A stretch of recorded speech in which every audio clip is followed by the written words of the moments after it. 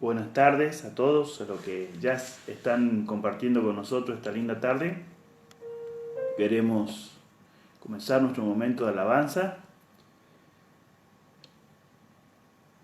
Así que cantamos algunos himnos. Recuérdenme los himnos que ustedes ayer me compartieron, así podemos cantar juntos también.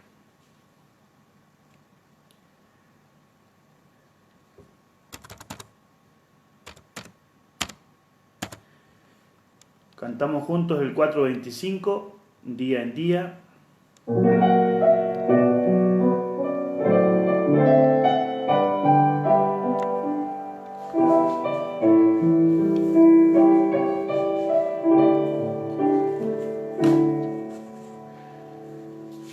Día en día Cristo está conmigo, me consuela en medio del dolor, pues confiado en su poder eterno, no me afano ni me da temor.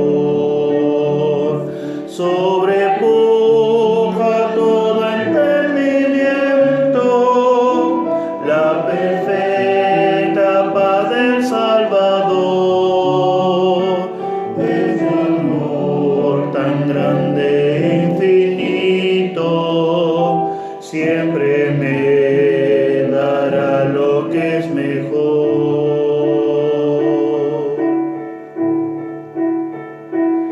Día en día Cristo me acompaña y me brinda dulce comunión. Todos mis cuidados Él los lleva, a Él entrego mi alma y corazón. No hay medida del amor supremo, de mi bondadoso y fiel pastor. Él me suple lo que necesito, pues el pan de vida es mi Señor.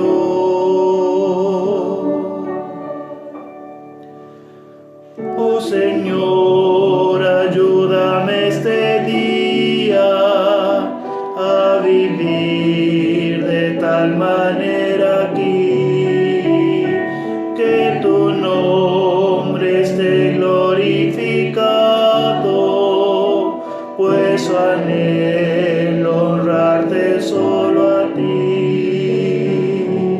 Con la diestra de tu gran justicia me sustentas en la turbación. Tus promesas son sostén y día, siempre en ellas hay consolación. Amén. Voy a saludar a mis queridos. Gracias por acompañarnos.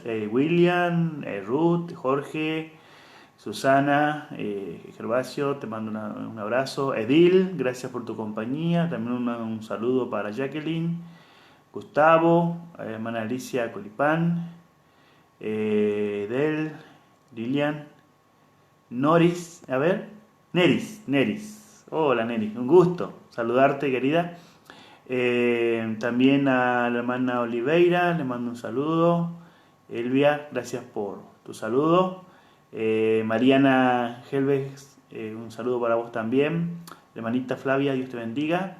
Ya anoté el himno 183 y también quiero saludar. Dice, oración por mi familia y familiares. Muy bien, vamos a poner aquí.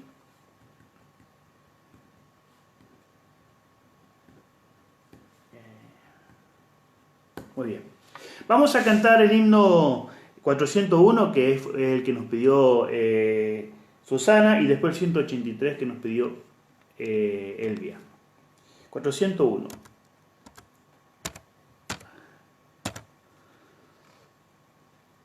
Eterna roca es mi Jesús. Claro que sí. Cantemos con gozo, con alegría al Señor.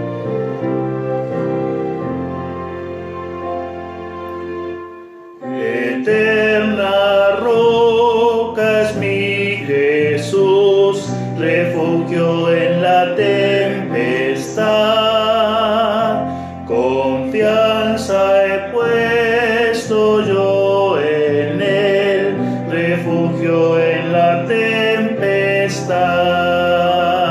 Roca eterna, nuestra protección, nuestra fuerza, nuestro Salvador, nuestro auxilio en la tribulación, consolación en el dolor. Es sombra en día de calor, refugio en la tempestad, defensa eterna es mi Señor, refugio en la tempestad. Roca eterna, nuestra protección, nuestra fuerza, nuestro Salvador, nuestro auxilio en la tribulación, consolación en el dolor. Oh roca eterna, mi Jesús, refugio en la tempestad. Sé tú mi guía, fuerza y luz, refugio en la tempestad. Roca eterna, nuestra protección, nuestra fuerza, nuestro Salvador, nuestro auxilio en la tribulación, consolación en el dolor. Eterna roca es mi Jesús. Claro que sí. Vamos a cantar el 183 y después vamos al 114.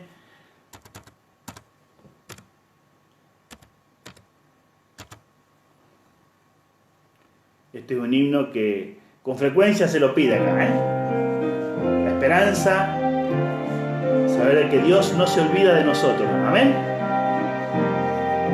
Cantemos con alegría, con certeza. Si las pruebas de esta vida debilitan ya tu fe y en tu mente surjan dudas de que venga otra vez, mira hoy hacia el Calvario, a la cruz donde sufrí, que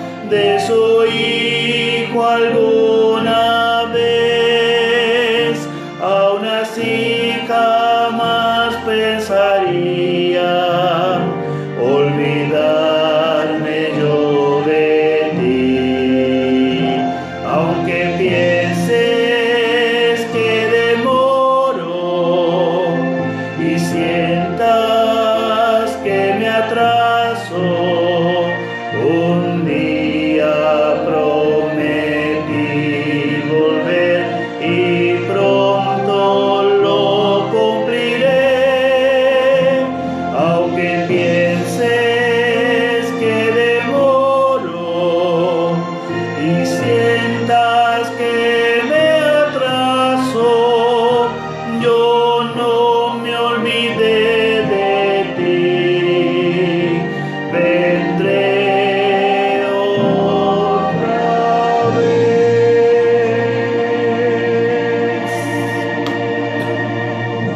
Amén. No me olvidé de ti. Vamos a anotar también el pedido que está haciendo Natalia por su amiga CTI.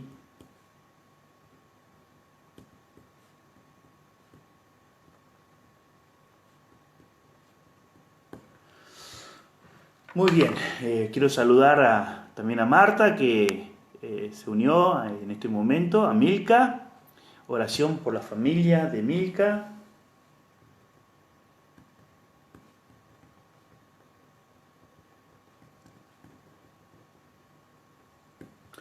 Muy bien. Quiero también a ver si Oscar, hola, ¿cómo están? Oscar y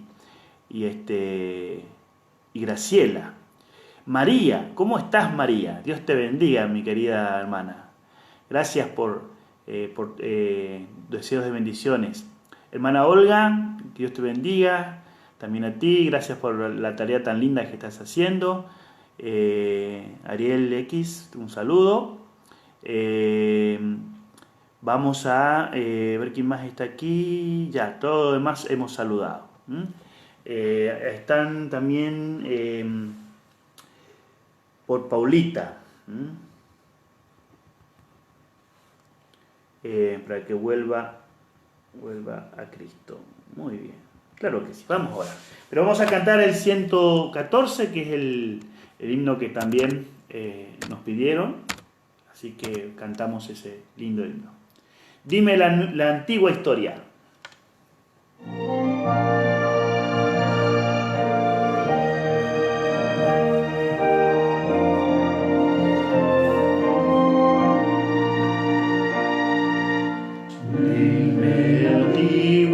Historia, el celestial favor de Cristo y de su gloria, de Cristo y de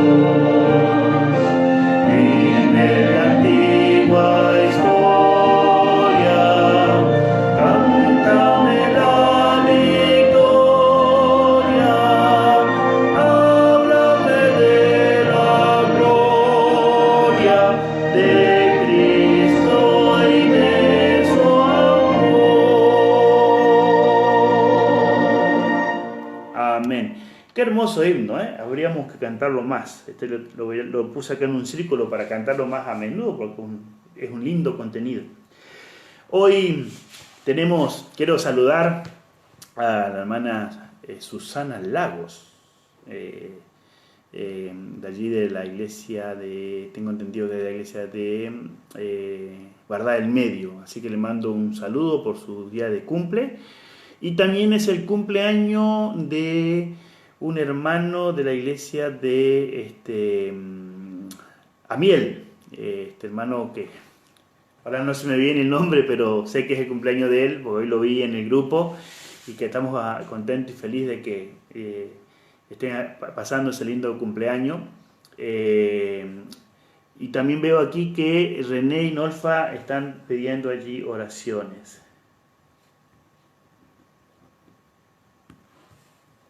Ya se me va a venir el nombre del hermano en algún momento. Pero sí, estuvimos orando hoy, yo por lo menos personalmente, agradeciendo a Dios por esos cumples y saludarlos también a ustedes. Rosana de Osores, un saludo nos brinda desde Río Branco, Uruguay, esposa de un colega allí que ministra el distrito de Río Branco. Un saludo para todos ustedes. Bien, vamos a ir a nuestro tema de hoy. Al final vamos a tener un momento de oración, así que vamos a dedicar el tiempo que nos queda para estudiar la palabra de Dios y dejar que Dios nos hable, nos acaricie el corazón con su palabra, nos limpie. Tenemos aquí unos versículos tan lindos, llenos de contenido para nosotros en este tiempo, y que Dios nos bendiga. Vamos a pedir su bendición a través de la oración, ¿sí? Así que acompáñame allí donde estás, vamos a orar. Querido Padre que estás en los cielos, queremos darte muchas gracias, Señor, por darnos la oportunidad de nuevamente con todos los hermanos y amigos que nos están acompañando, de poder abrir tu palabra. En primer lugar, cantarte estos himnos, Señor. Tú eres un Dios maravilloso, eres nuestra roca eterna, eres quien nos sostiene en estos tiempos, Señor. Y también, Señor, tú eres un Dios que no se olvida de nosotros. Tu promesa se cumplirá, así como se cumplió en tu primera venida, se cumplirá en tu segunda venida y vendrás a buscar a todos aquellos que nos estamos preparando, Señor, para encontrarnos contigo. Por eso necesitamos que tu palabra siga obrando en nuestro corazón para que cada día más podamos conocerte a ti, conocer al Padre. También pedimos la administración del Espíritu Santo para que Él también nos ayude a conocer mejor tu palabra y a través de eso conocerte mejor a ti, y que nuestra relación pueda ser una relación vivencial, práctica, real y con el respeto a todas las enseñanzas que tú nos dejas en la palabra, Señor. Bendice a mis hermanos, a mis amigos, a todos aquellos que, Señor, de alguna manera verán este momento de la exposición de tu palabra, ya sea ahora o después. Te pedimos que los alcance con tu bendición. En el nombre de Jesús oramos. Amén. Hola Sandra y Rubén, también te saludo. Bueno, hermanos, vamos a ir entonces ahora a su Biblia, allí en el capítulo 1 que hoy lo vamos a concluir en la exposición. Estamos tocando la carta que Pablo escribió desde la prisión a los colosenses. Aquí vamos ahora a leer los versículos 24 al 29 primero, y después vamos a ir viendo algunos detalles del texto, ¿sí? Muy bien. Vamos entonces. Dice: ahora me gozo en lo que padezco por vosotros, y cumplo en mi carne lo que falta de las aflicciones de Cristo, por su cuerpo que es la iglesia. De ella fui hecho ministro, según la administración de Dios que me fue dada para con vosotros, para que anuncie cumplidamente la palabra de Dios, el misterio que había estado oculto de los siglos y edades, pero ahora ha sido manifestado a los santos. A ellos Dios quiso dar a conocer las riquezas de la gloria de este misterio entre los gentiles, que es Cristo en vosotros, esperanza de gloria. Nosotros anunciamos a Cristo, amonestando a todo hombre y enseñando a todo hombre en toda sabiduría, a fin de presentar perfecto en Cristo Jesús a todo hombre. Para esto también trabajo luchando según la fuerza de Él, la cual actúa poderosamente en mí. Pablo, después de presentar una exposición extraordinaria de la deidad de Cristo, de su persona, de su posición, de mostrar su preeminencia, su lugar en el universo, en la tierra, y mostrar esa preeminencia y esa posición como Dios y como también Redentor. Y después de presentar el aspecto que es la cabeza de la iglesia, el originador de la iglesia, el sustentador de la iglesia, el que da vida espiritual a la iglesia, también habla de que es el reconciliador de lo que está arriba y lo que está también aquí en la tierra, y habla de que en Cristo todo encuentra perfecto equilibrio. Y habla de que en Cristo existen todos los rasgos y carácter de la personalidad y atributos. En Cristo existe todo de la deidad, por lo tanto, Él es Dios sobre todas las cosas. Y dijimos que esto tiene que quedar claro en el creyente, es más en estos tiempos donde siempre Cristo fue injuriado, puesto en duda en la sociedad, en la comunidad, a través del tiempo, y luchando con otras ideologías que también intentan ganar la atención del hombre, ganar su mente, ganar su corazón. Pero aquí hay un aspecto muy importante, queridos, que tenemos que entender. Pablo no le estaba escribiendo a un no creyente, en primer lugar. Eso es un aspecto importante que tenemos que entender. Pablo le estaba escribiendo a los santos. Y hay una razón, ahora lo vamos a ver aquí. Nosotros, como creyentes, tenemos que tener en claro quién es Cristo. Tenemos que tener en claro su deidad. Tenemos que tener en claro su persona, su posición. Tenemos que tener en claro su lugar como cabeza de la iglesia y por lo tanto comandante de su cuerpo, que es el grupo de creyentes de los santos. Y tenemos que entender de que es el único absoluto reconciliador, es el reconciliador completo y absoluto de todo, especialmente de los seres humanos con Dios sobre todas las cosas.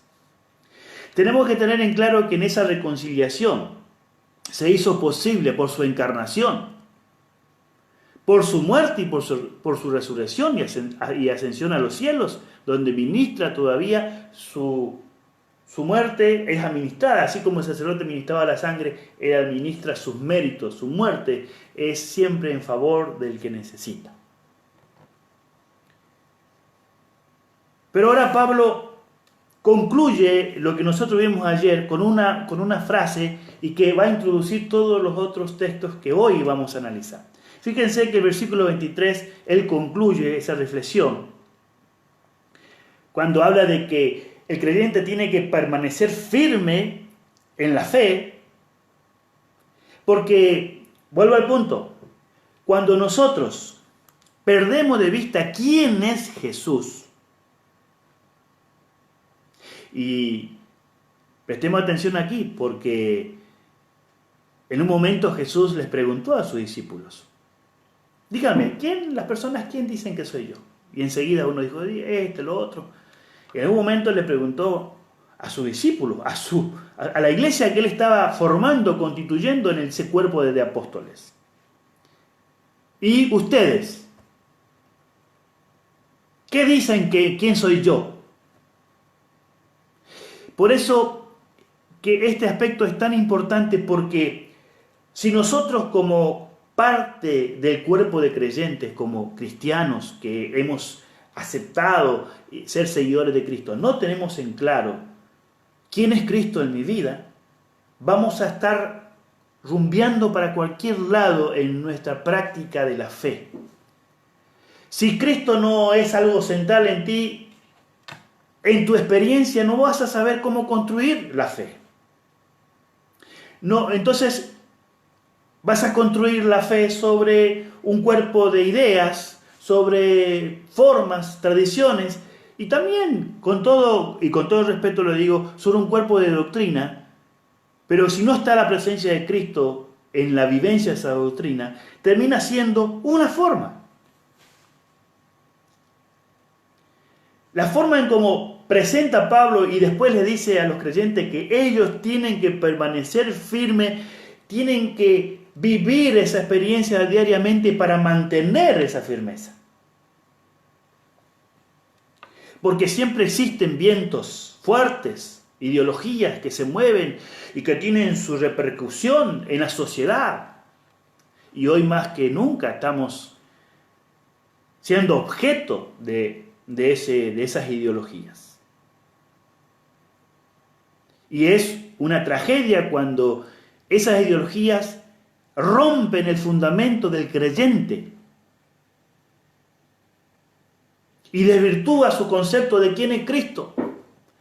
Porque miren, queridos, si Cristo no está claro en mi vida, todo lo demás no tiene ningún sentido. El ir a la iglesia, el trabajar en forma misionera, el predicarle a las otras personas, ¿qué le vamos a predicar? Formas. Y eso no produce vida. Y esto existe hoy. Quienes predican formas, liturgias. Pero Cristo tiene que estar claro en mi experiencia personal conmigo. Yo tengo que tener un claro concepto de su deidad y de su humanidad y de su obra en favor de mi vida y de la vida de la humanidad. Para que yo pueda vivir eso y para que no ande desorientado y perdido. Si yo ando perdido y voy a congregarme, me voy a congregar como un perdido. Y si usted y yo vamos a congregarnos como personas perdidas porque no sabemos quién es Cristo en nuestra vida, no tenemos bien en claro, porque estamos contaminados con otras ideologías, entonces mi praxis en la iglesia va a estar distorsionada. No voy a saber cuál es mi función, para qué estoy. Y entonces poco a poco aquello va a perder sentido y volveré al camino de la perdición. Por eso Pablo dice, es necesario. Vuelvo a los puntos de los versículos anteriores porque quiero ahora darle lugar al otro. Y entonces él dice, de esta esperanza del Evangelio que habéis oído, el cual se predica en todo lugar. Y él dice, y del cual yo, Pablo, fui hecho ministro. Ahora introduce él su vida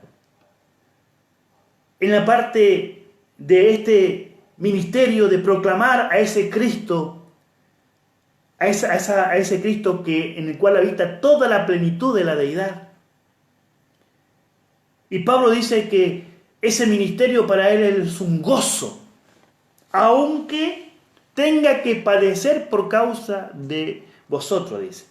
Si bien Pablo no conocía a los creyentes laodicenses, creyentes de Colosas, él sentía su responsabilidad como pastor y estaba allí preso en Roma, pero con una preocupación.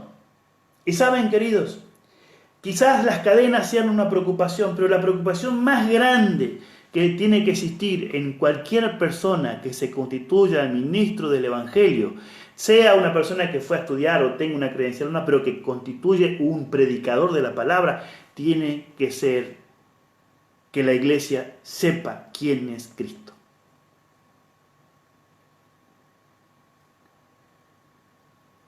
Porque cuando yo ignoro quién es Cristo, aquellas cosas que me toque pasar por causa de mi vida cristiana y por causa de lo que me toca llevar adelante como un ministro del Evangelio, un servidor. Acá la palabra, cuando dice ministro del Evangelio, está hablando a alguien que está dedicado a servir al Evangelio, o sea, servir a la proclamación del Evangelio.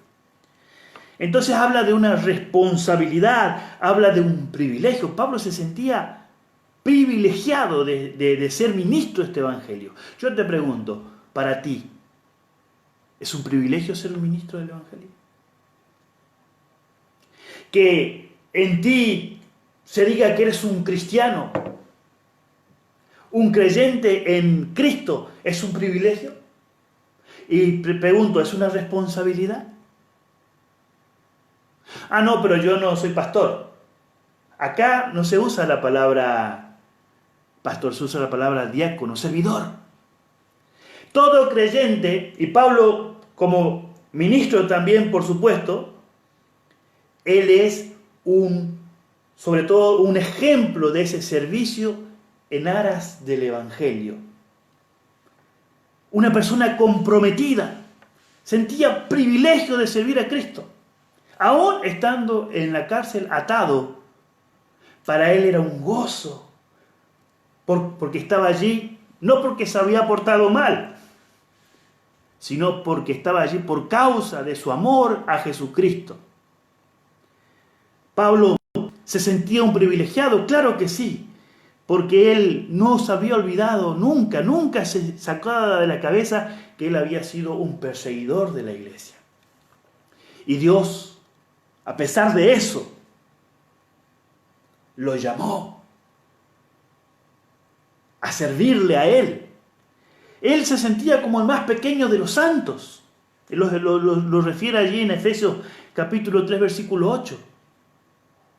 Y también se sentía como el primero entre los pecadores. Es que miren, queridos, el servidor no se siente que está por encima de todos. El servidor es aquel que vive en la presencia de Dios con humillación, con arrepentimiento, con un corazón confeso, abierto al diálogo con Dios, pero con una actitud de servicio. Qué extraordinario, aunque estaba preso. Él dice, me gozo, y eso es una constante en Pablo. Uno va a encontrar varias veces en sus escritos, me gozo, me gozo, me gozo. Solamente expresa gozo, y eso es un modelo para nosotros también. Así como Cristo se gozaba en sus tribulaciones, Pablo también se gozaba en lo que tenía que él pasar por ser un seguidor de Cristo. Ahora, queridos, ¿sientes gozo de ser un cristiano? En esta reclusión que todos vivimos, ¿vives el gozo del Evangelio? ¿Te sientes un servidor a pesar de que no podés hacer las cosas que hacías antes? Pero no te olvides de que aunque estés allí en tu casa y yo aquí en la mía, podemos igual servir.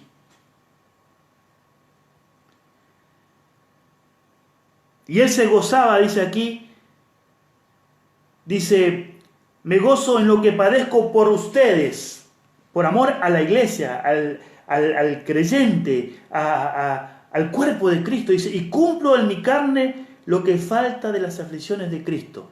Yo quiero que entendamos bien aquí que estas aflicciones que dice que él lo vivía y lo cumplía en su cuerpo, en su vida. Lo que falta de las aflicciones de Cristo, porque Pablo sabía que todavía quedaba un gran trecho para seguir batallando la buena batalla de la fe, y mientras él tenga vida, sabía que ser un creyente de Cristo es tener aflicciones. Pero que esas aflicciones no significan vivir una tristeza, vivir en la incerteza, en la inseguridad. Lo que Pablo estaba pasando era por causa de su dedicación al Evangelio.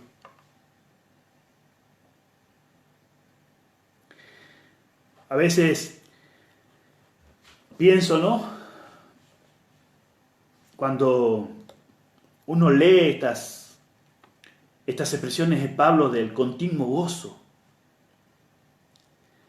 y yo me preguntaba, ¿no? ¿Cuál era el punto que a Pablo le despertaba tanto gozo en la situación que se encontraba, en las cadenas, cuando es puesto allí en el capítulo 16 del libro de los Hechos, cuando lo meten en el calabozo? Este hombre canta con Silas, en vez de uno se pone asustado, ¿qué va a pasar de mí? Él estaba allí porque sabía que Cristo estaba con él. Toda la deidad, la plenitud de la deidad, habitaba por la fe, escuchen bien,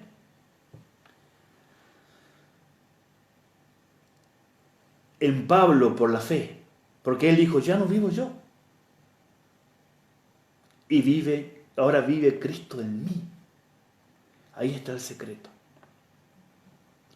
Por eso, queridos, Cristo no puede ser una teoría. Él no puede ser solamente aceptado como un concepto intelectual. Es algo que debe vivir, y acá lo va a expresar.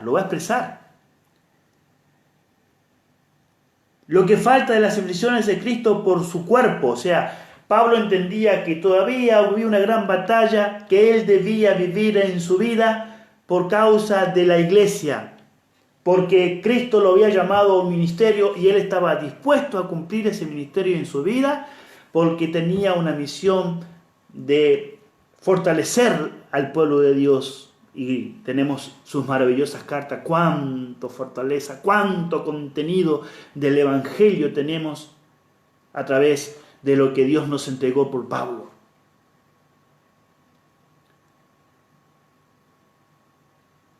Hay una responsabilidad. Por eso dice acá, por causa de su cuerpo. Las aflicciones que tú y yo hoy, o quizás más adelante, nos tocará vivir, no la vamos a poder nunca llevar adelante, hermanos queridos, y esto te abro mi corazón. Cuando vengan pruebas, quizás Dios no nos permita, pero quizás sí, aún mayores que la que hoy nos toca vivir. Si no tenemos en claro quién es Cristo en mi vida, vamos a sucumbir. A Pablo lo que lo fortalecía era su clara comprensión y su relación profunda con Jesús. Uno lee las cartas de Pablo y Cristo le salía por los poros.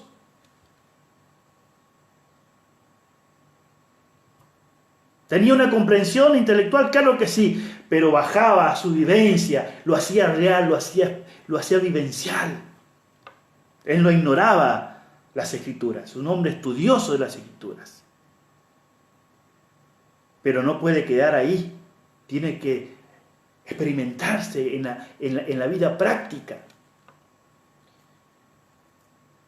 Si nosotros no tenemos un claro concepto de quién es Jesús, y si nos dejamos en estos tiempos de gran engaño invadir por otros tiempos, vamos a diluir esa pureza del Evangelio y nos vamos a encontrar flacos, sin la capacidad de permanecer, sin la capacidad de aguantar. Y entonces vamos a querer perseverar nuestra vida y vamos a negar a Jesús. Este es el tiempo donde Cristo tiene que ser bien establecido en nuestra mente, en nuestro corazón, a través de una experiencia relacional, porque la teoría no te va a ayudar. Tenemos que buscarlo todos los días, pedirle que se haga presente en nuestra vida. ¿Cómo me doy cuenta, Francisco? Si estás trabajando con el arrepentimiento, si estás trabajando con la humillación, si estás trabajando con tus pecados. y si estás dispuesto a servirle a Él, pase lo que pase. Si mantienes una relación con Él abierta, si hay confesión de pecados, si hay anhelos de diálogo con Él, de encuentro con Él. La vez pasada me preguntaba una señora, ¿cómo puedo hacer para una relación con Dios? Buscar algún lugar lindo donde sentarse a hablar con Dios. Él tiene que ser algo real, porque acá Él habla de que las aflicciones son parte de la experiencia de un cristiano, pero para que haya gozo, Cristo tiene que ser real. Y el versículo 25 dice, de ella, de la iglesia, fui hecho ministro según la administración de Dios. Miren, aquí está el punto importante para Pablo. En Pablo actuaba un principio que gobernaba toda su vida y que lo llevaba a colaborar con este plan de Dios de salvar a la humanidad, porque entender que ese ministerio fue entregado bajo, dice, según la administración de Dios, no fue entregada por un hombre. Las credenciales de Pablo llevaban la autoridad divina. No como la de esos maestros que habían venido a la iglesia de Colosas a tergiversar la persona de Cristo, a minimizar la persona de Cristo, a adulterar su persona y su posición, para debilitar a la iglesia, para debilitar al creyente, a los santos. Pablo habla aquí con autoridad y dice, yo fui hecho, no me hice a mí mismo, fui constituido. Alguien actuó en mi corazón, en mi mente, y me entregó bajo la administración, bajo el poder de Dios, una mayordomía. Y esta mayordomía de administrar el Evangelio para que el Evangelio llegue a toda la humanidad era lo que a Pablo lo movía. Y no había aflicción, no había circunstancia que lo dejara mudo. Él dice en Romanos, ¿quién nos podrá separar del amor de Dios? Tribulación, angustia, persecución. Pablo miraba eso y decía, somos más que vencedores con todas estas cosas, somos más que vencedores. Pero era porque Cristo vibraba en su vida. Y él entendía que el creyente tiene que avanzar en esa relación con Dios. Y toda tribulación, angustia y lo que venga adelante, el Señor se encarga. Este principio, según la administración de Dios, gobernaba a Pablo. Porque salvar a la humanidad, queridos, es el propósito supremo de Dios al entregarnos un ministerio. No porque nosotros seamos los salvadores, sino porque puso sobre nosotros esa responsabilidad como creyentes en Él. Y Pablo quería que también la iglesia entendiera esa responsabilidad. Y esa responsabilidad involucra tener en claro a la persona de Cristo para hablar de Él de una manera clara. Tergiversar la deidad de Cristo, su humanidad, su sacrificio, su resurrección, es poner a la humanidad en el peligro de la condenación.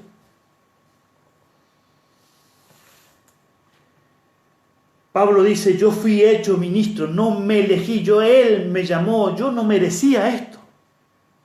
Porque era un perseguidor, el más pequeño de todos, el primero de los pecadores. Pero Él me escogió. Y esa administración, dice, de Dios me fue dada con un propósito, para con vosotros. La iglesia es el primer foco de la acción pastoral, porque la iglesia tiene que tener bien clara la dirección hacia dónde debe construir su práctica eclesiástica, su vivencia en Cristo. En Cristo, no fuera de Cristo. Y si la iglesia no tiene en claro que Cristo para dónde, a qué se va a dedicar, va a funcionar como simplemente un lugar de reunión, un club.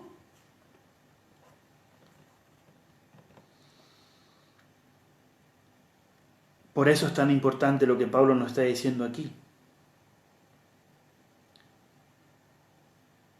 Dice, para que anuncie cumplidamente la palabra de Dios. Miren qué interesante.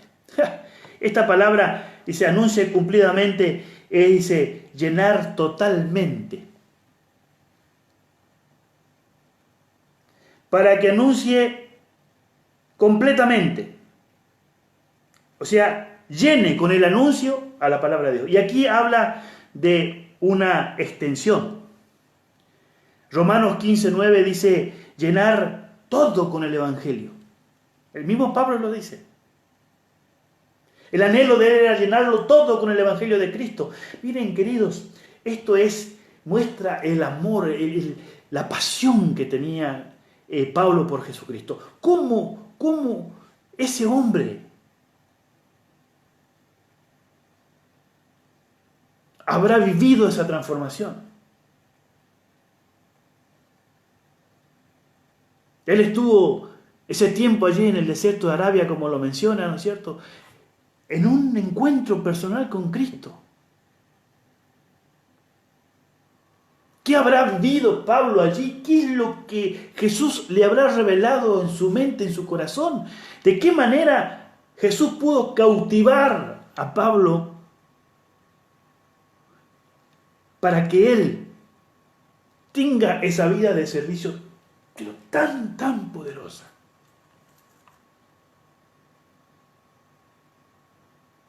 Tremendo. Extraordinario. La pregunta que podemos hacernos, ¿puedo yo vivir lo mismo que Pablo? Sí, querido, podemos. Podemos. Pero debemos anhelarlo y buscarlo. Que así como Pablo fue encontrado por Cristo, podamos ser encontrados por Cristo en esa profundidad y poder sentir ese anhelo de llenarlo todo con Él. Pero Pablo no llenaba los lugares con el nombre de Jesucristo. Él estaba lleno de Jesucristo y lo que estaba en su corazón salía. Y no era una emoción lo que él tenía, aunque le producía emoción, por supuesto. Pero era una convicción tan grande, una conversión tan grande en su vida. Y él dice aquí, para que anuncie cumplidamente la palabra de Dios, aquella palabra verdadera que ya registramos en este mismo capítulo, en el versículo 5 y 6. Esa palabra verdadera es el Evangelio de verdad, es la gracia de Dios en verdad. Y esa palabra de Dios, aquí Pablo lo presenta como un misterio que había estado oculto. Miren, querido, la salvación nunca fue oculta de las personas. Pablo aquí simplemente está usando una palabra para contrarrestar esas ideologías que había de que el misterio en el concepto gnóstico era solamente para un grupo especial.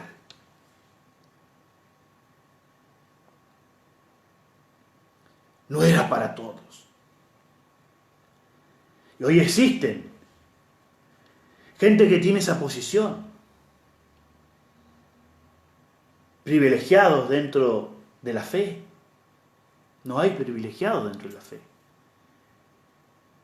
Solo hay personas más allegadas a Dios que otras, simplemente por una cuestión de actitud. Pero no se trataba de una revelación especial porque yo tengo algo especial. Este misterio, en un sentido, quedó oculto porque todavía la persona de Cristo no había venido en la época de los patriarcas y las generaciones posteriores. Jesús dijo que Abraham hubiese querido ver el tiempo de su venida. Había anhelado haber visto con sus ojos al mismo Mesías. Pero ellos también tuvieron destellos de esa gracia, solo que ahora en el Hijo la salvación fue explosiva, por así decirlo, visible. Y Pablo lo dice en Tito, porque la gracia de Dios se ha manifestado para salvación a todos los hombres. Esa palabra manifestado es algo que es totalmente visible, que cubre el cielo para que nadie quede sin ese conocimiento. En otras palabras, ya no hay excusa para no conocer la salvación que Dios nos ofrece. Porque ese misterio que había estado oculto desde los siglos y edades, pero ahora ha sido manifestado a sus santos. La iglesia tiene esa manifestación extraordinaria. ¿Y por qué es tan importante que primero Dios haya manifestado a la iglesia? Porque es a través de la iglesia como Dios también quiere alcanzar el mundo. Y ahí entramos tú y yo, querido. Y miren, yo tengo no es una posición, sino es un concepto. Que no es mío, yo lo puedo traer de la Biblia. Y lo puedo traer del mismo Pablo que dice, ¿no? Mi compromiso con la iglesia y con la sociedad va a estar siempre supeditada a mi entrega y compromiso con Dios.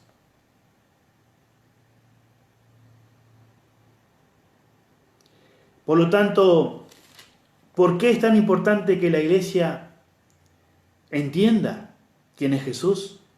Que Él es la cabeza, el que gobierna, el que dirige, el que te da la vida espiritual, el que te da la salvación, el que te mantiene en el camino de la salvación. ¿Pero con qué propósito? Para que ahora estos santos, que ya fue introducido allí en los primeros versículos, la iglesia de Colosas, pueda ahora dar a conocer ese misterio.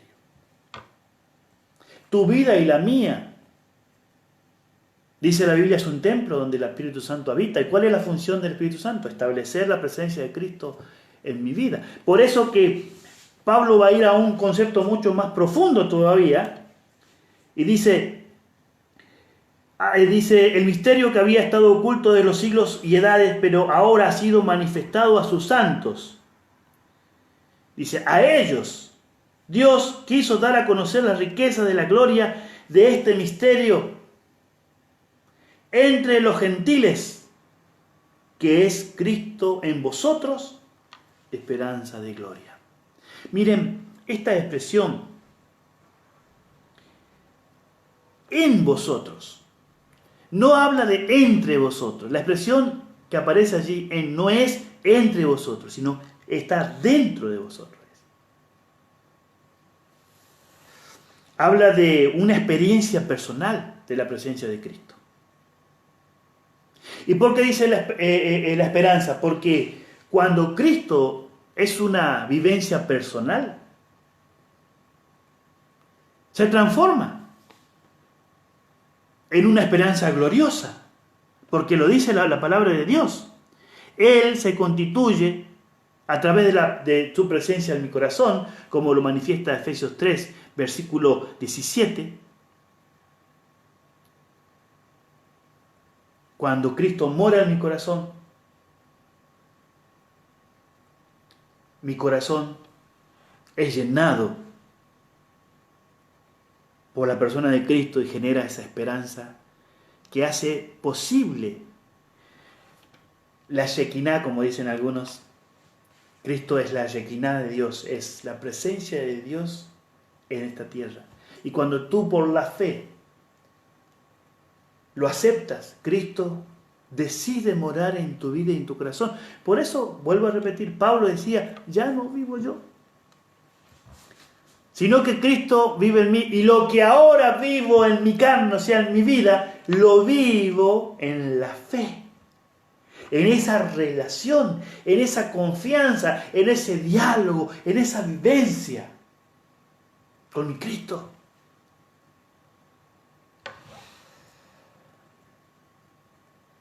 Y aquella esperanza, nuestra esperanza, como lo dice Pablo también en 1 de Timoteo 1:1, Cristo nuestra esperanza, va a llegar el momento en que va a cumplirse lo que dice Romanos capítulo 8, versículo 18. Y dice así, este es un texto hermoso. Tengo por cierto que las aflicciones del tiempo presente no son comparables con la gloria venidera que en nosotros ha de manifestarse. La gloria venidera, la esperanza de gloria. Este concepto en Pablo es extraordinario y es una constante. Cristo es la esperanza de gloria. Y se ha de manifestar cuando Él venga, toda esa gloria se manifestará en nosotros, porque ahora ya existe y simplemente cuando Cristo venga, nuestra vida va a explotar en esa glorificación. Yo digo, uso la palabra explotar en sentido de plenitud, ¿no es cierto?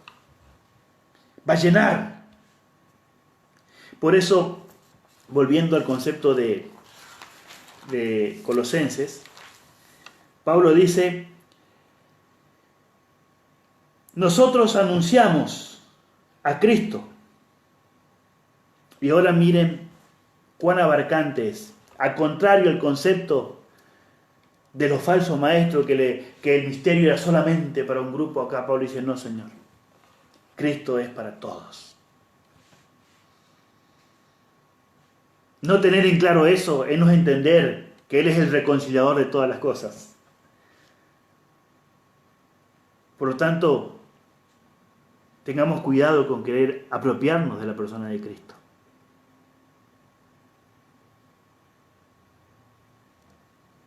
Tengamos mucho cuidado con querer apropiarnos de la persona de Cristo.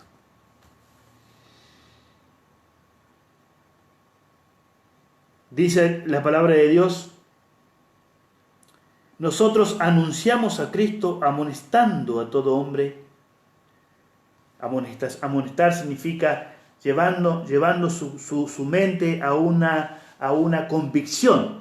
Esa es la amonestación.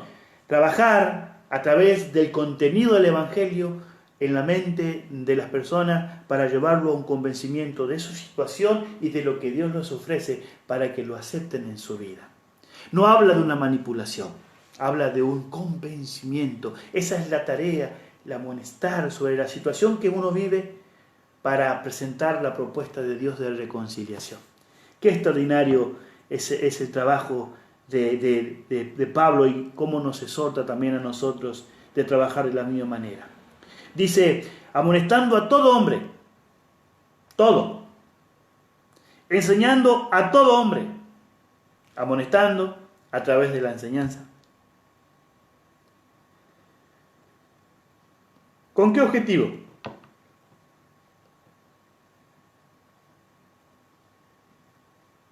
Siempre el trabajo de amonestación y enseñanza debe ser con sabiduría. Y esa sabiduría únicamente Dios nos puede dar.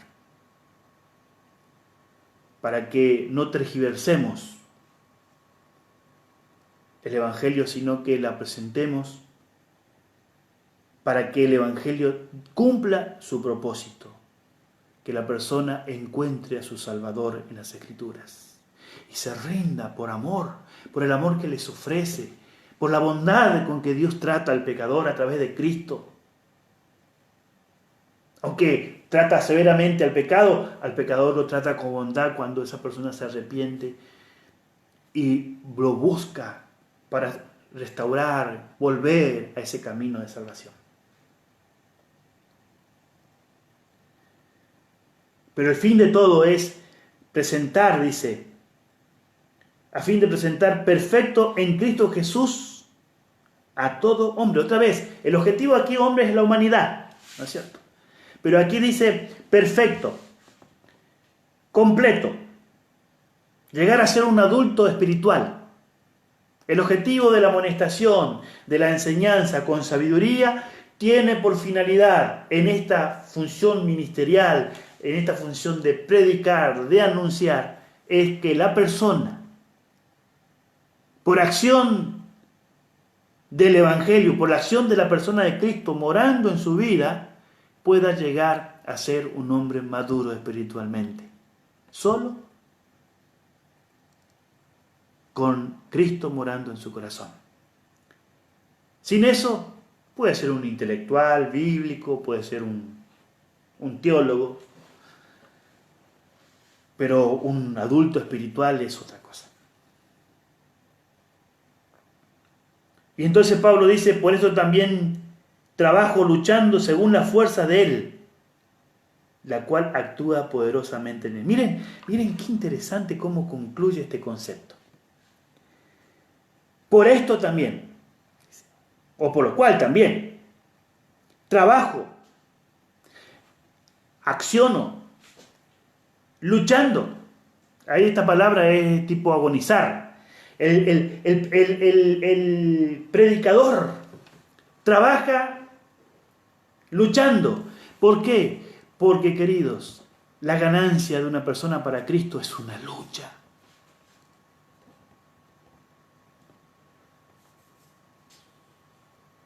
Es una lucha tremenda. Y nosotros no podemos luchar menos que Dios. En el sentido de nuestra humanidad. Cristo luchó por el pecador allí en el Getsemaní. A través de su vida luchó para que el hombre sea salvo. Y Él luchó en agonía. Lucas registra que su sudor eran gotas de sangre. Y que su alma estaba triste aún hasta la muerte, dice el Evangelio según San Mateo. Cristo estaba trabajando en ese huerto por nuestra salvación, agonizando por nuestra salvación. Y Pablo se sentía un trabajador, una persona que ponía su labor, su vida para predicar, para tratar de que el Evangelio se expanda geográficamente y también se expanda en contenido dentro de su iglesia y de cada creyente para que cada creyente pueda expandirlo en el lugar donde ese creyente vive, en sus familiares, sus amigos, sus sobrinos, sus hermanos, su esposo, sus hijos, etc. Por eso Pablo dice, trabajo, luchando. Queridos, ganar almas para Cristo es un trabajo que lleva su agonía. No porque nuestra agonía va a poner algún mérito, sino porque son horas de oración.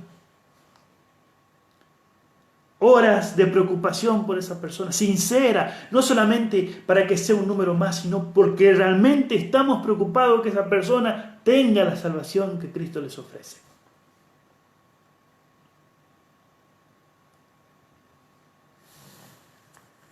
Me encanta. ¡Qué tremendo! ¡Qué tremendo! Luchando. Trabajo agonizando. Cada alma que acepta a Jesús es un trabajo arduo. Quizás aquí, entre los que están conmigo en este momento, Estarán pensando cuántos años yo he orado por mi esposo, por mi esposa, por mi hermana, por mis hijos. 30, 40 años, cuánto dolor, cuántas lágrimas, cuántos insultos, cuántas indiferencias para predicar a esa persona, para anunciarle a esa persona el amor que yo siento por Cristo y cuánto Cristo lo ama a esa persona. Sí, queridos, un verdadero ministro, y cuando hablo verdadero ministro hablo de todo el cuerpo de creyentes, no hablo del pastor credenciado. También se incluye dentro de los creyentes, claro que sí, debiera. Si nosotros no estamos dispuestos a trabajar y entender de que nuestra tarea es agonizar, en el sentido de que es un trabajo que lleva dolor, lleva quebrantamiento, lleva gasto, lleva de tiempo, de recursos. Pero cuando yo recuerdo aquella cita comentando Elena de White el texto de San Juan 3:16, ella menciona que, voy a parafrasear su cita, habiendo reunido todos los recursos de la omnipotencia.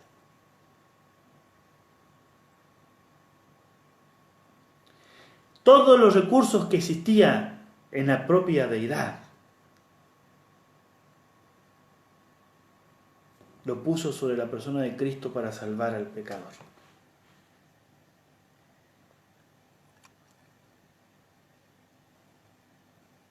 Al cielo le costó agonía nuestra salvación, queridos. Y Pablo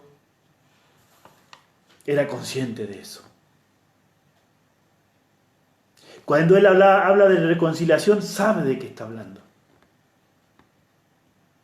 Entiende lo que significa ser él un reconciliador con Dios, lo que le costó a Dios tu salvación.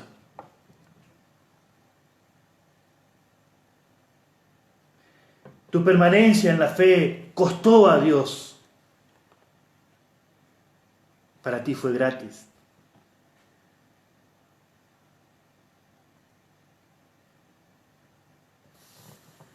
Y sigue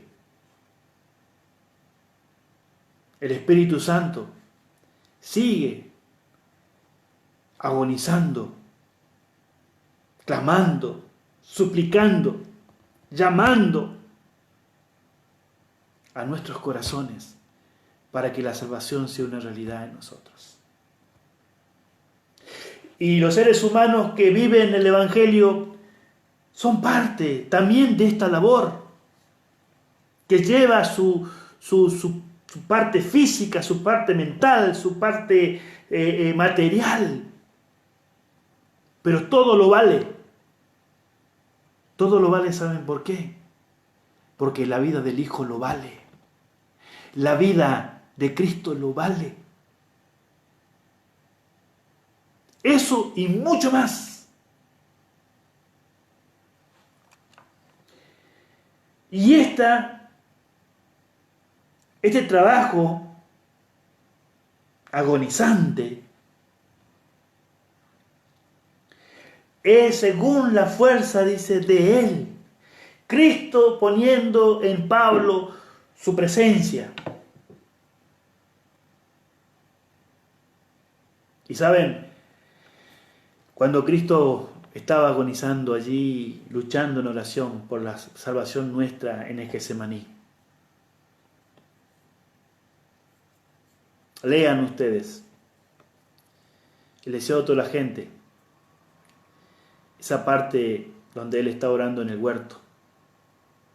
Dice que los ángeles no podían aguantar más.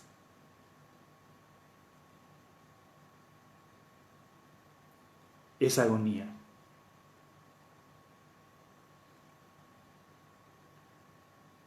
Que tuvo que ir uno de los seres a fortalecerlo. Lean. Para que podamos comprender lo que Pablo está diciendo. Esa fuerza que en Cristo existió para aguantar,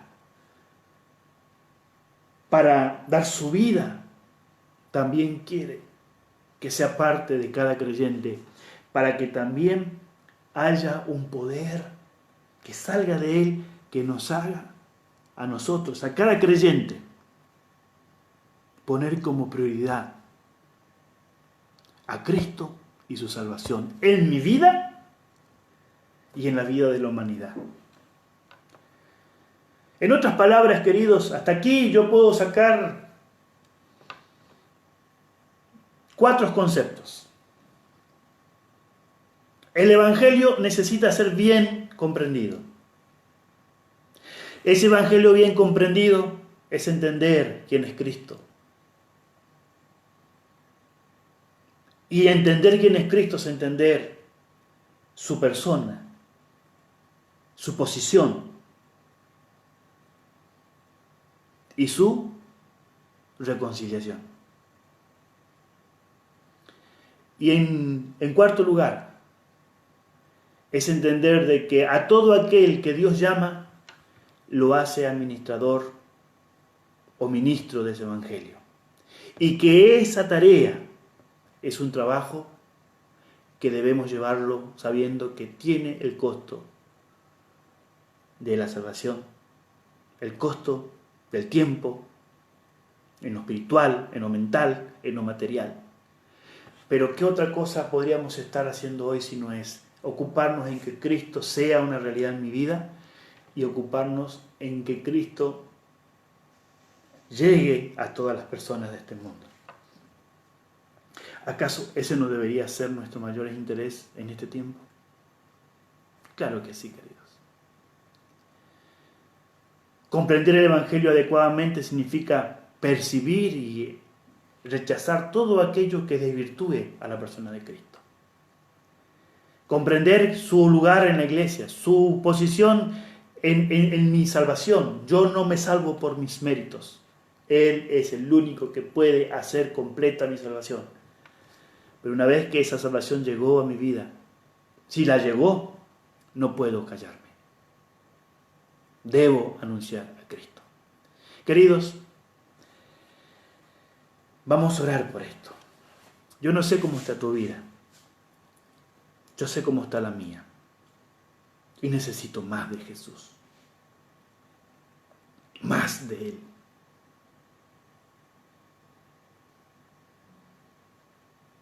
No sé cómo está la tuya. Pero quiero hablarte aquí primero.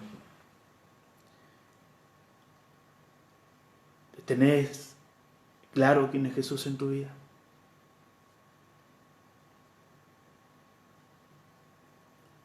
¿Ya le entregaste tu corazón, tu mente? ¿Lo invitaste a ser parte de tu experiencia? ¿Sí? ¿Lo confirmaste a eso con un bautismo? ¿Sí? Bien. ¿No todavía?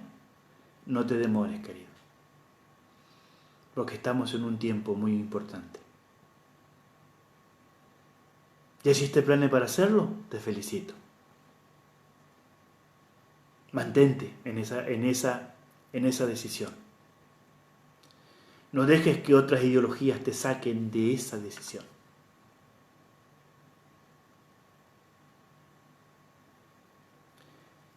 ¿Estás comprometido en dar a conocer a Jesús a otras personas? Ahora, en este tiempo que vivimos, con solo apretar una teclita en el celular, podemos compartir un montón de cosas a personas que conocemos. Y no te preocupes si la leen o no la leen. Vos ocupate en enviar ese material. Un estudio bíblico, mandar una oración grabada, una frase, que las personas perciban que están siendo amadas por Dios a través de nosotros. Si esto que estoy compartiendo contigo crees que es importante, compartirlo con los demás. Pero debemos también tomar la responsabilidad como creyentes y como siendo parte de su iglesia en predicar a Cristo. Él quiere trabajar poderosamente en nuestra vida. Vamos a orar, hermanos. Vamos a orar al Señor y, por supuesto, vamos a invitar al Espíritu Santo que nos ayude a nosotros a orar.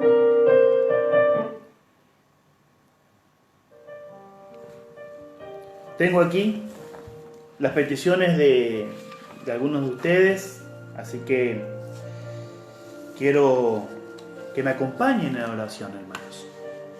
Vamos a orar al Padre, vamos a orar a través de nuestro sumo sacerdote, pedir que Él nos escuche, atienda lo que nosotros deseamos en esta noche decirle.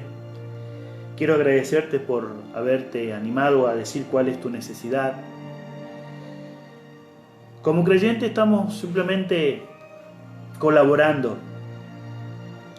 orando juntos. Yo quiero que entiendas de que mi oración no es más poderosa que la tuya. Tu oración para Dios vale. Así que no te olvides de orar también vos.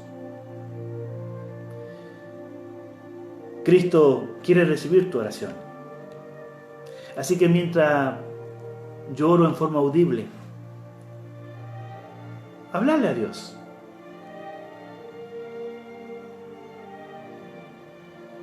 Decile cómo te sentís. ¿Qué te impresionó de su palabra? Mientras yo hablo. Oramos. Querido Padre, que estás en los cielos, en esta hora, Señor, gracias porque Jesús se reveló de una manera majestuosa. Hoy el Evangelio de tu salvación, Señor, es visible para todos los hombres,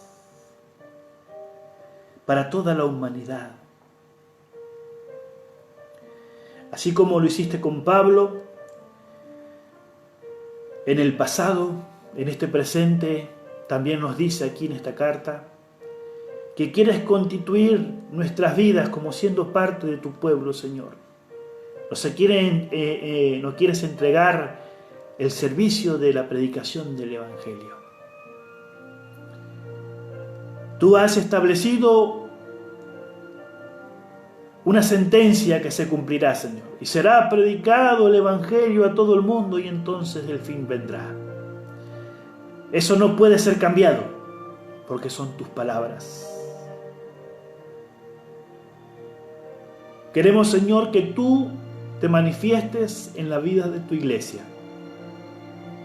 Que Cristo brille, su amor, su sacrificio, su resurrección y su ministerio sumo sacerdotal en el santuario celestial. Que brille en nuestros corazones, su presencia sea realidad y que lo podamos evidenciar por el gozo que sentimos en vivir la vida cristiana, por el gozo que tenemos en practicar sus enseñanzas, sin dejar ninguna de ellas afuera de nuestra vida, aceptarlas con gozo. Y Señor, que este Evangelio, que es Cristo Jesús morando en la vida de tu iglesia, traiga certeza de esperanza y que esa gloria maravillosa habite por la fe en nosotros, hasta que un día se manifieste de una manera completa y total en esa maravillosa glorificación que tu pueblo vivirá. Pero Señor, el tiempo que estamos viviendo es un tiempo especial. Hay un trabajo que hacer. Y tú llamas a tu iglesia en este tiempo a trabajar de manera forzosa, a tener un trabajo que ponga a prueba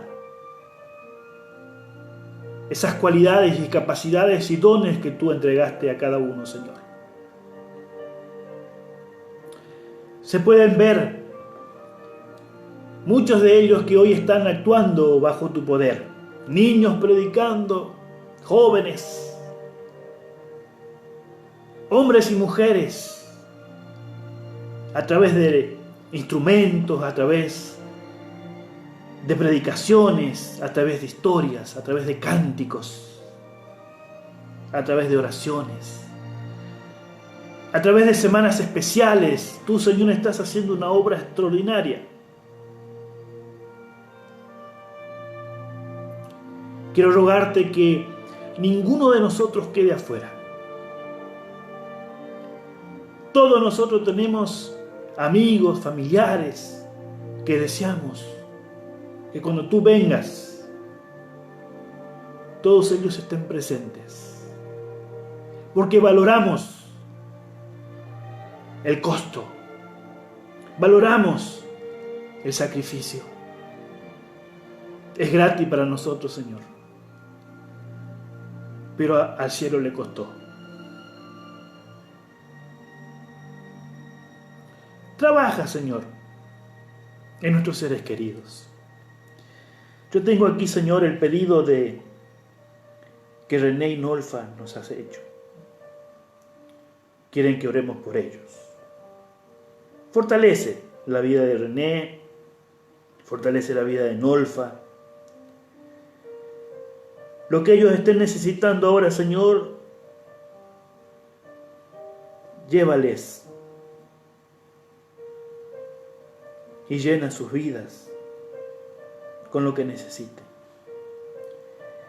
Señor, aquí tengo el pedido de una madre que quiere que su hija Paulita vuelva a Cristo. Señor, toca el corazón de Paula. Llámala. También, Señor, yo quiero pedirte que mis familiares, como Flavia lo pidió, familiares y la familia de ella y familiares que ambos tenemos, primos, hermanos, una familia grande, Señor, para que tu amor esté presente, para que tu amor los alcance y estemos día recibiéndote para morar contigo siempre. Natalia nos pidió por una amiga que está con problemas en CTI, con problemas del corazón, internada. Señor, no conocemos a esa persona, no sabemos cómo se llama, pero tú sí. Solamente queremos rogarte que estés con ella, estés acompañando, que tenga la seguridad de que tú estás cerca allí para abrazarla y para llevarle tu salvación, Señor. Querido Padre, también oro por la familia de Milka. Ayúdala a esta familia en lo que necesiten, Señor. Padre querido, también quiero orar por aquellas personas que están enfermas, están pasando por diferentes circunstancias, con cáncer, esperando un trasplante. Algunos no saben qué situación tienen en su salud para que le ayudes a los doctores a encontrar una respuesta. Oramos por las personas enfermas del virus y te rogamos que sigas trabajando en la conciencia de la población, de los gobernantes, de la fuerza de seguridad, todos aquellos que Necesitamos ser responsables para hacer ayuda y no un mal en este tiempo, Señor. Ruego por los doctores, enfermeros, por las fuerzas de seguridad que están llevando adelante esto, por las personas que están trabajando en los campos para sembrar, para preparar los alimentos para la población, por esos comercios que tienen abiertos para que la población tenga que comer, que comprar y subsistir. Oramos por aquellas personas que están con problemas financieros porque no pueden salir a trabajar. Señor, que tú muevas a tu pueblo en este tiempo para hacer una mano que extienda ayuda, para hacer una mano que lleve alivio. Te ruego, Señor, por las personas que están lejos, que no están pudiendo venir a ver a sus familiares, que quedaron allí en el exterior, por esta causa que todos nosotros estamos confinados, Señor. Pero, Padre, todo eso no nos quita el gozo. Sabemos que tú vas a venir dentro de poco, Señor. Y queremos pedirte que nos ayude a estar preparados, que cumplamos el ministerio y podamos realmente esperarte con alegría. En el nombre de Jesús, pongo esta oración en tus manos de amor, Señor. Amén. Queridos, que Dios me los bendiga, que tengan una muy buena, un buen descanso, ya final de jornada. Estamos llegando ya, son casi las 10. Falta unos 20 minutos. Pase bien con sus seres queridos. Ore mucho. Estudie la Biblia. Estudie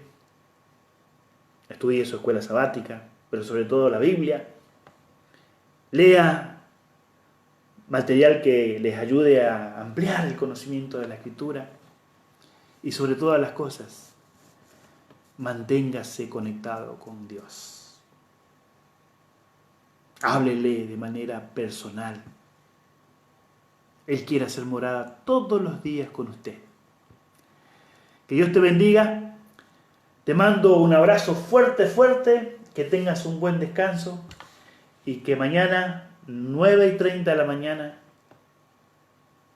en tu compañía, junto a Dios, seguiremos estudiando sobre la importancia de la confesión. Que Dios te bendiga y te guarde. Chao.